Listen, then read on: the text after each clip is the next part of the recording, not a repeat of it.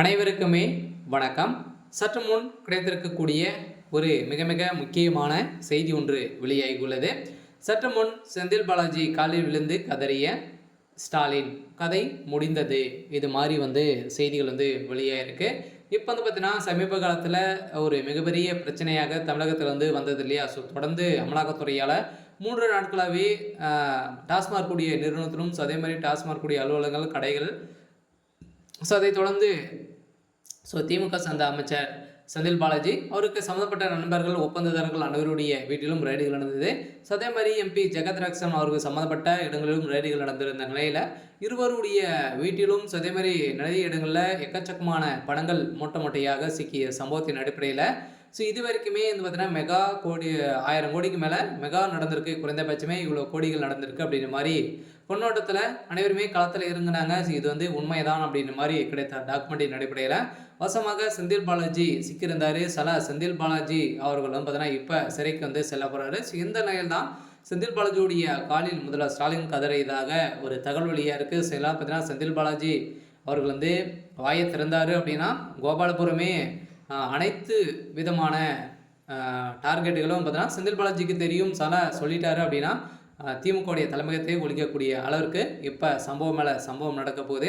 இருந்தாலுமே இதன் அடிப்படையில் தான் செந்தில் பாலாஜியுடைய காலில் விழுந்ததாக ஸ்டாலின் அவர்கள் பார்த்தீங்கன்னா ஒரு தகவல் அப்டேட் கிடைத்திருக்கு. இதை பற்றி இந்த வீடியோவில் நம்ம முழுமையாக பார்க்கலாம். அதுக்கு முன்னாடி நம்ம சேனலுக்கு இப்போ தான் நீங்கள் முதல் முறையாக வந்திருக்கீங்க அப்படின்னா மறக்காமல் நம்மளுடைய சேனலை சப்ஸ்கிரைப் பண்ணி சப்போர்ட் பண்ணுங்கள்.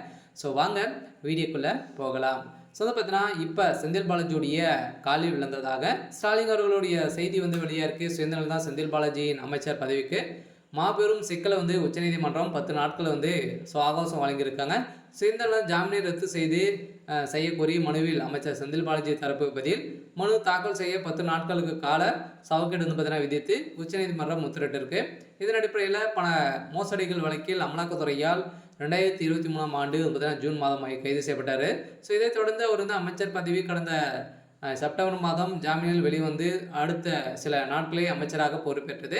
ஒரு மிகப்பெரிய கேள்விக்குறியாகவே இருந்திருந்த நிலையில் அப்போது நீதிபதி அமர்வு இந்த விவகாரத்தின் வழங்கப்பட்ட அறிவுறுத்தலின் அடிப்படையில் ஆனது.